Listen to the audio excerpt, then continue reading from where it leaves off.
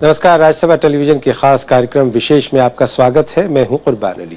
विशेष में आज हम बात करेंगे ईरान के साथ संयुक्त राष्ट्र के 5 स्थायी सदस्यों और जर्मनी के बीच परमाणु कार्यक्रम पर बनी सहमति की।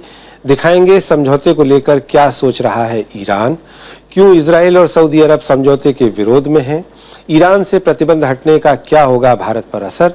तो आइए देखते हैं अमन का समझौता।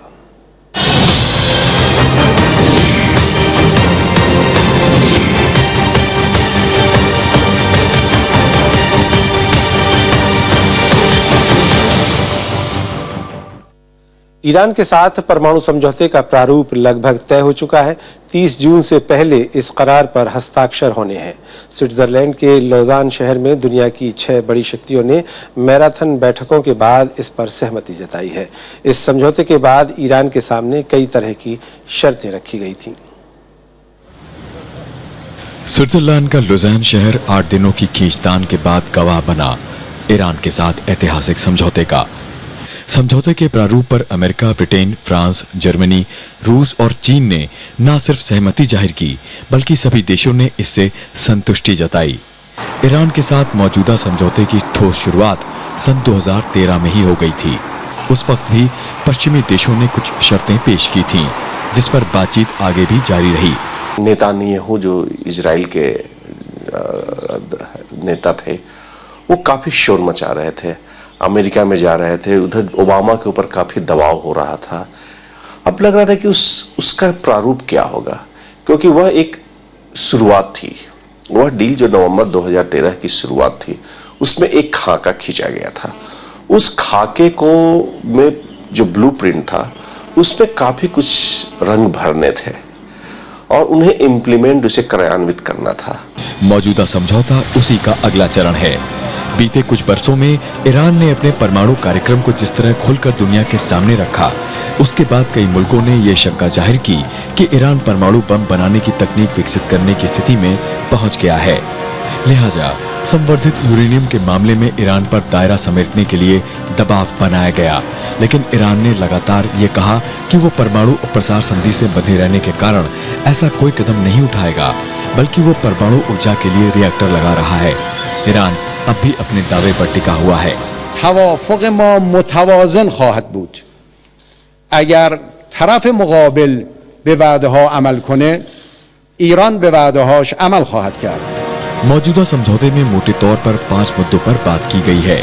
इनमें यूरेनियम संवर्धन, निगरानी और पारदर्शिता, रिएक्टर और रीप्रोसेसिंग, आर्थिक प्रतिबंध और चरणबद्ध समय सीमा शामिल है। करार के नए मसौदे के मुताबिक ईरान संवर्धित यूरेनियम के स्तर को 2/3 कम करने पर राजी हो गया है। इसके तहत ईरान 19,000 इंस्टॉल्ड क्षमता को कम करके 6,104 तक सीमित करेगा। 15 बरस तक ईरान यूरेनियम को 3.67% से ज्यादा संवर्धित नहीं करेगा। इस दौरान वो यूरेनियम संवर्धन के लिए कोई नया प्लान भी नहीं लगाएगा। यूरेनियम संवर्धन को लेकर ही सबसे ज्यादा चिंता जताई जा रही थी। खासतौर पर इजराइल ने ईरान को पश्चिम एशिया में शांति के लिए खतरा करार दिया था, लेकिन समझौते में साफ है कि ईरान परमाणु बम नहीं बना सकता। 300 किलोग्राम से ज्यादा वो इनरिच्ड यूरेनियम नहीं रह सकते हैं। ऐसी मोटी एक संरचना उस समय भी कही गई थी, लेकिन इस पर कॉन्क्रीट उन्होंने शब्द 300 किलोग्राम उन्होंने किया है कि आने वाले जो 15 साल है तब तक उससे ज्यादा नहीं बढ़ाएंगे। वो नई कोई भी इन्वेस्टमेंट फैसिलिटी जो है पर नहीं रखेंगे। संयुक्त राष्ट्र के 5 स्थायी देशों और जर्मनी के साथ बैठक में ये नतीजा निकला कि ईरान को समूची प्रक्रिया के दौरान पारदर्शिता रखनी होगी। अंतर्राष्ट्रीय परमाणु ऊर्जा एजेंसी को किसी भी प्लांट की नियमित जांच का अधिकार होगा। रिएक्टर्स और प्लांट के भीतर निगरानी के लिए कैमरे लगाए जाएंगे। करार होने के बाद ईरान पर लगा आर्थिक प्रतिबंध खत्म हो जाएगा। करार के बाद ईरान के परमाणु कार्यक्रम से जुड़े संयुक्त राष्ट्र सुरक्षा परिषद के सारे प्रस्ताव खत्म हो जाएंगे। शुरुआती 10 वर्षों तक ईरान संवर्धन क्षमता को सीमित रखेगा और अगले 5 साल उसी अनुपात में आगे बढ़ाएगा जिस पर P5+1 देशों ने सहमति दी है। निगरानी 15 बरस बाद भी जारी रहेगी। The IAEA will also be permitted to use technology such as cameras in all 3 declared facilities to accomplish their traditional safeguards mission, as well as to monitor compliance. So even if there's not an inspector there, there will be a camera there. हालांकि जानकारों का मानना है कि इस मसौदे में कुछ बदलाव भी हो सकते हैं।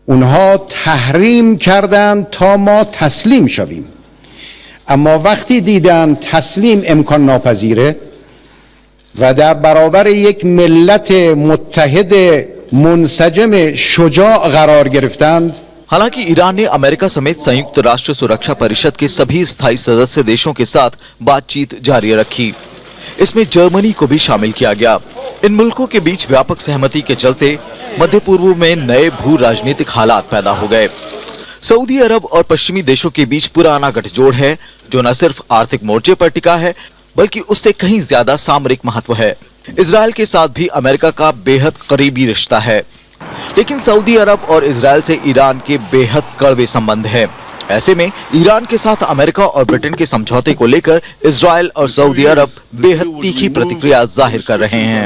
Israel will not accept an agreement which allows a country that vows to annihilate us to develop nuclear weapons. Period.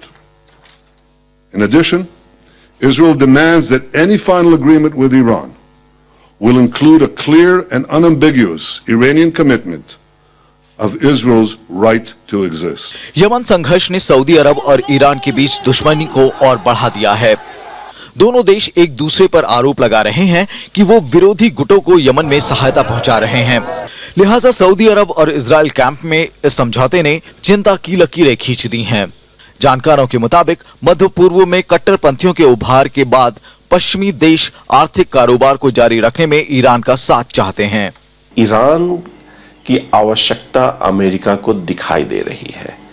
उन्हें लग रहा है कि यह जो सऊदी अरबिया और उनका जो गुट है वह एक चिंता का विषय है और उसको बैलेंस करने की आवश्यकता है, और इसके लिए ईरान की आवश्यकता महसूस वो कर रहे हैं कि कहीं ना कहीं उस पर एक हद से ज्यादा दबाव मत दो। मध्य पूर्व में सऊदी इजरायल गुट और ईरान गुट के अलावा तुर्की, कतर और मुस्लिम ब्रदरहुड के रूप में तीसरा गुट भी उभरा है। ऐसे में पश्चिमी देशों के लिए सामंजस्य बिठाना फिलहाल सबसे मुफीद लग रहा है। ईरान के परमाणु कार्यक्रम को भी पश्चिमी देश कारोबार के तौर पर देख रहा है। परमाणु रिएक्टर्स विकसित करने में पश्चिमी देश ईरान की मदद कर सकते हैं। इस तरह मौजूदा समझौते के साथ आर्थिक पहलू जुड़ा हुआ है।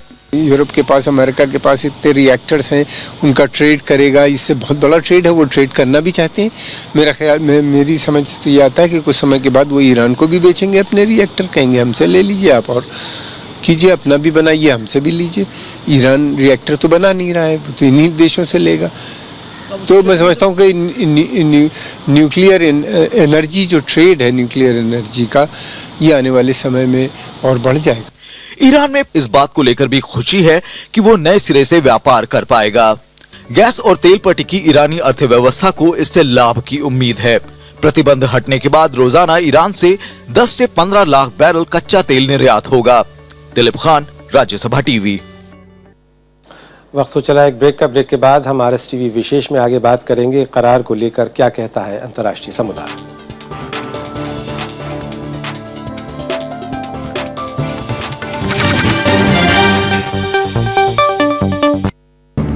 आजादी के बाद कैसे बदला परिवेश, कैसे बनी संसद, कैसे उठा देश।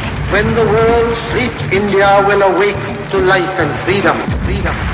कौन थे वो लोग जो दे गए हमको शानदार विरासत, लोकतंत्र की मजबूत इमारत। राज्यसभा टेलीविजन।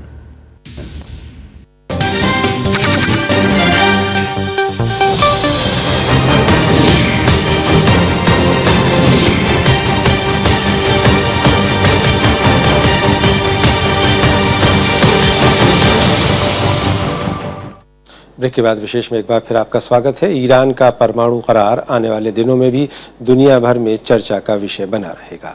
जब तक करार पर हस्ताक्षर नहीं हो जाते तब तक अनुमानों, अटकलों और तथ्यों पर बातचीत जारी रहेगी। लेकिन इस वक्त दुनिया के हर कोने से ईरान के साथ होने वाले समझौते के पक्ष में बयान आ रहे हैं। ईरान के साथ करार पर सहमति बनने से मध्य पूर्व में सऊदी अरब, इजरायल खेमा नाराज है, लेकिन अमेरिका, यूरोप और एशिया के ज्यादातर देशों ने समझौते की प्रगति पर खुशी जाहिर की है। इजराइल के प्रधानमंत्री बेंजामिन नेतन्याहू ने अमेरिकी कांग्रेस को समझाने की नाकाम कोशिश की कि इस समझौते को नकार दिया जाए, लेकिन अमेरिका तैयार नहीं हुआ। This framework is a step in a very, very dangerous direction.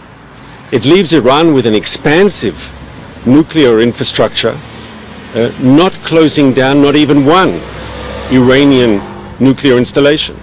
It leaves Iran with thousands of centrifuges to continue enrichment, and it allows Iran to conduct research and development to build new and better centrifuges. जानकारों के मुताबिक इस करार से Iran और Iran विरोधी गुट दोनों को फायदा हुआ है। ईरान आर्थिक प्रतिबंध हटने का फायदा उठाएगा, जबकि विरोधी गुट इस बात से निश्चिंत हो जाएंगे कि ईरान परमाणु हथियार नहीं बनाने जा रहा। यूरोपीय संघ ने करार के मसौदे का खुले दिल से स्वागत किया है।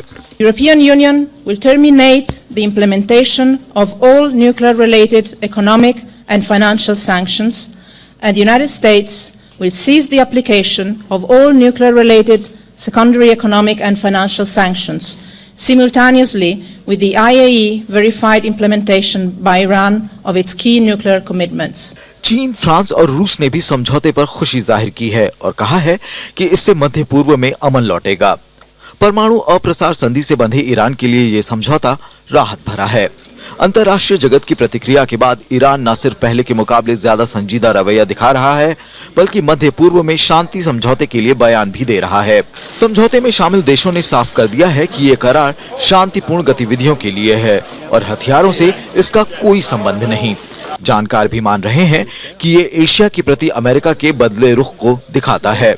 There's a strategic question about what would happen if the P5+1 all agreed to a whole series of things. Congress doesn't. And then American allies in Asia say, well, who's being more reasonable? Who should we feel bound by? The P5+1 or the American Congress? Bharat ने Iran के इस समझौते को पश्चिमी Asia के लिए जरूरी बताया है। भारत के मुताबिक मध्य पूर्व में शांति बहाली की दिशा में ये मददगार साबित होगा। प्रशांत पांडे, राज्यसभा टीवी। भारत और ईरान के बीच सामरिक, व्यापारिक और सामाजिक रिश्तों का काफ़ी पुराना इतिहास है। ईरान का परमाणु समझौते को लेकर भारत के हित में है। इससे न सिर्फ भारत और ईरान के बीच व्यापार सुधरेगा, बल्कि दोनों देश एक साथ मिलकर एशिया को एक नई दिशा दे सकने में सक्षम है। भारत और ईरान के बीच सामाजिक, आर्थिक और व्यापारिक सहयोग का इतिहास काफी पुराना है। भारत चीन के बाद ईरान से तेल का दूसरा सबसे बड़ा आयातक देश है। दोनों देशों के बीच 2013-2014 में आपसी व्यापार तकरीबन 1527 करोड़ डॉलर का था। ईरान जहां भारत की ऊर्जा जरूरतों के बड़े हिस्से को पूरा करता है, वहीं भारत से वो दवा, भारी मशीनरी, कल पुर्जे और अनाज का बड़ा आयात करता है। सामरिक तौर पर दोनों देश एक दूसरे के सहयोगी रहे हैं। अफगानिस्तान, मध्य एशिया और मध्य पूर्व में दोनों देशों के साझा सामरिक हित भी हैं। राजधानी तेहरान में दूतावास के अलावा ईरान के जाहिदान और बंदर अब्बास शहर में भारतीय वाणिज्य मिशन हैं। ईरान की भूमिका को हमें फिर से समझने की आवश्यकता है। तो यह बात भारत बहुत दिनों से कह रहा था। भारत की जो स्ट्रेटेजिक कम्युनिटी सामरिक समूह थे, वो बार बार समझा रहा था। तो लगता है कि उस बात को समझा गया है और भारत की एक बहुत ही महत्वपूर्ण भूमिका हो सकती है। परमाणु कार्यक्रम विवाद का असर दोनों देशों के रिश्तों पर भी पड़ा है। भारत ने 2005 में अंतर्राष्ट्रीय परमाणु एजेंसी में ईरान के खिलाफ वोट किया। ईरान ने आरोप लगाया कि भारत अमेरिका के दबाव में है। 2009 में भारत ने Iran Pakistan Bharat gas pipeline परियोजना से पीछे हटने का फैसला किया। 2010 में भारत ने चाबहार परियोजना में निवेश से हाथ खींच लिया। 2013 में अमेरिकी प्रतिबंधों के मद्देनजर भारत ने ईरान से तेल आयात में कटौती भी की। प्रतिबंधों की मार दोनों देशों के व्यापार पर पड़ी। बैंकिंग परेशानियों के चलते ईरान को तेल के बदले होने वाले भुगतान का एक बड़ा हिस्सा भारत की तरफ बकाया है। उसके ऊपर प्रतिबंध जो लगे हुए थे, वो बहुत से प्रतिबंध हट जाएंगे। उसका ईरान का जो मेन सोर्स ऑफ इनकम है वो तेल था। तेल का निर्यात नहीं कर पा रहा था, तो अब वो तेल बेच सकेगा। उसके पास एडिशनल पैसे आएंगे। उसके पैसे फंसे हुए हैं बहुत सी जगहों पे। लोगों ने उसने तेल बेचा है, लेकिन क्योंकि बैंकिंग सैंक्शंस होने की वजह से ट्रेड नहीं हो पाता था, पैसे नहीं मिलते थे अगर जो लोग खरीदते। अब अगर परमाणु कार्यक्रम को लेकर ईरान और पश्चिमी देशों के बीच कोई ठोस समझौता होता है तो भारत के लिए फायदेमंद होगा। समझौते के बाद ईरान आर्थिक प्रतिबंधों के शिकंजे से आजाद हो जाएगा। इसके बाद अंतर्राष्ट्रीय बाजार में ईरान खुलकर तेल और गैस बेच सकेगा। इससे तेल की कीमतें कम होंगी और दुनिया के चौथे सबसे बड़े तेल आयातक भारत को इसका सीधा फायदा होगा। ईरान पर लगे प्रतिबंध खत्म होने के बाद भारत चाबहार बंदरगाह और Iran Pakistan Bharat gas pipeline पर दोबारा काम शुरू कर सकेगा। दूसरी बात ये कि हिंदुस्तान अकेला ऐसा मुल्क है, बहुत कम ऐसे देश हैं जो ईरान पे प्रतिबंध लगने के बाद भी उससे तेल और गैस खरीदते रहे। तो हमारा आने वाले समय में उनसे रिश्ते और बढ़ेंगे और हमारा एक मित्र देश है, हमारे लिए ये बहुत अच्छी बात है। भारतीय कंपनियां ईरान में भारी निवेश की संभावनाएं देखती हैं। कई भारतीय कंपनियां तो वहां तेल रिफाइनरी, दवा, फर्टिलाइजर और निर्माण क्षेत्र में पैसा लगाना चाहती हैं। आर्थिक प्रतिबंधों के चलते ये मुमकिन नहीं हो पा रहा था। इसके अलावा भारतीय कंपनियों को ईरान में एक बड़ा बाजार मिलेगा। भारतीय कंपनियां ईरान को दवा, मशीन, कपड़े के अलावा उपभोक्ता वस्तुओं का निर्यात कर सकेंगी। भारत पर सऊदी अरबिया, मुस्लिम विश्व भी उस पर भरोसा करता है। भारत पर ईरान भी भरोसा करता है। भारत पर इजराइल भी भरोसा करता है। जिस तरह से इजराइल अमेरिका पर भरोसा करता है कि उसके जो मूलभूत जो उनका एग्जिस्टेंस का प्रश्न रहेगा उस पर कभी भी समझौता नहीं करेगा। परमाणु समझौते के बाद ईरान का मध्य पूर्व, फारस की खाड़ी के साथ मध्य एशिया में भी असर बढ़ेगा। चीन और पाकिस्तान के साथ सामरिक संतुलन साधने में ईरान भारत का मददगार साबित हो सकता है। लेकिन ईरान के साथ सामरिक साझेदारी की कीमत पर भारत, अमेरिका, सऊदी अरब और इजराइल जैसे देशों से रिश्ते खराब नहीं कर सकता। भारत को सभी पक्षों के बीच संतुलन कायम रखना है, साथ ही अपने हितों की भी रक्षा करनी है। जैगम मुर्तजा, राज्यसभा टीवी। ईरान का परमाणु कार्यक्रम 50 के दशक में अमेरिका के सहयोग से शुरू हुआ था, लेकिन 1989 में सफल इस्लामिक क्रांति के बाद ईरान और अमेरिका के रिश्तों में मनमुटाव पैदा हो गया, जिसके बाद दोनों देशों के बीच अविश्वास की जो दीवार खड़ी हुई उसका असर आज के दौर में भी देखा जा सकता है। एक जमाने में ईरान मध्य पूर्व में अमेरिका का मजबूत सामरिक सहयोगी था। ईरान के तत्कालीन शासक रजा शाह पहलवी ने 1950 में अमेरिका के सहयोग से देश के परमाणु कार्यक्रम की शुरुआत की। एटम फॉर पीस कार्यक्रम के तहत अमेरिका ने ईरान में पहला परमाणु बिजली संयंत्र बनाना शुरू किया, लेकिन ये परियोजना पूरी हो पाती इससे पहले ईरान में राजनीतिक उठापटक शुरू हो गई। शाह के खिलाफ माहौल तैयार हो रहा था। इस बीच प्रधानमंत्री मोहम्मद मुसद्दिक को अपदस्थ कर गिरफ्तार कर लिया गया। इसके बाद जनता में शाह और अमेरिका के खिलाफ गुस्सा बढ़ता गया। 1979 में अयतुल्ला खुमैनी के नेतृत्व में ईरान में क्रांति हुई। शाह को देश छोड़कर भागना पड़ा। रजा शाह पहलवी के तख्ता पलट के बाद अमेरिका और ईरान के बीच कूटनीतिक रिश्ते खत्म हो गए। उसका परमाणु कार्यक्रम भी अधर में लटक गया।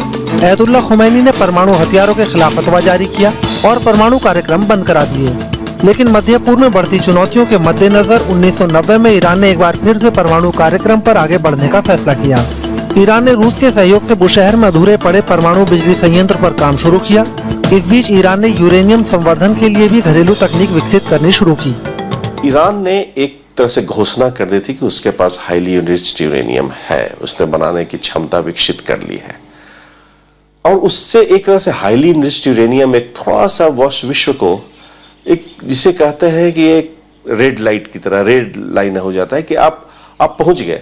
लेकिन ऐसी बात नहीं है। उनका मानना था कि आपने जो ही इसकी तकनीकी बना ली, आप ऊपर जाने में आपको बहुत ज्यादा समय नहीं लगेगा, क्योंकि आपके पास मूलभूत तकनीकी उपलब्ध है। ईरान इससे पहले परमाणु अप्रसार संधि पर दस्तखत कर चुका था। इस बीच 2002 में ईरान सरकार के विरोधियों ने पेरिस में एक प्रेस कॉन्फ्रेंस कर परमाणु कार्यक्रम के बारे में कई रहस्य उजागर किए। नेशनल काउंसिल फॉर रेजिस्टेंस नाम की संस्था ने दावा किया कि ईरान ने अंतर्राष्ट्रीय बिरादरी से छिपाकर परमाणु कार्यक्रम से जुड़े कई परिसर विकसित कर लिए हैं। इनमें अरक और नतांज शहर में रिसर्च रिएक्टर और भारी जल उत्पादन सुविधाओं के विकास को लेकर ईरान अंतर्राष्ट्रीय बिरादरी के निशाने पर आ गया। अमेरिका और यूरोपीय देशों के अलावा ईरान के कई पड़ोसी देश उसके परमाणु कार्यक्रम के विरोध में खुलकर सामने आ गए। इजराइल ने इसे अपने अस्तित्व के लिए खतरा बताया तो सऊदी अरब ने परमाणु कार्यक्रम को मध्य पूर्व में ईरान की सैनिक महत्वाकांक्षाओं से जोड़कर देखा। तमाम विरोध के बीच ईरान परमाणु कार्यक्रम पर आगे बढ़ता रहा। परमाणु विज्ञान के कार्यक्रम को एक हद से आगे नहीं ले जा रहा था। वो आता था, चुनौती देता था पाश्चात्य समझ को, कानूनी तौर से चुनौती देता था कि आप कहीं भी मैं इलीगल नहीं कर रहा हूं, आप बताइए कहां कर रहा हूं इलीगल।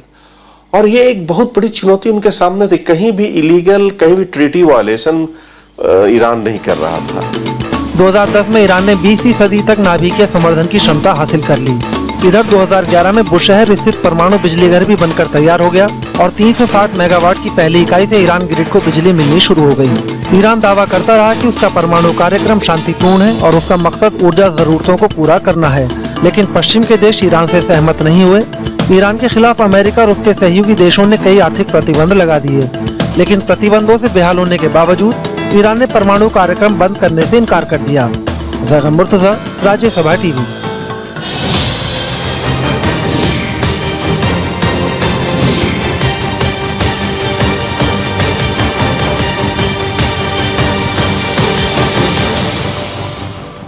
तो देश विदेश के मुद्दों पर राज्यसभा टीवी की विशेष पेशकश जारी रहेगी। हम आपको आगे भी दिखाते रहेंगे आम आदमी से लेकर अंतर्राष्ट्रीय राजनीति को प्रभावित करने वाले मुद्दों पर राज्यसभा टीवी का खास कार्यक्रम RS TV विशेष। तब तक के लिए मुझे दीजिए इजाज़त और देश और दुनिया की बाकी खबरों के लिए देखते रहिए राज्यसभा टीवी। नमस्कार।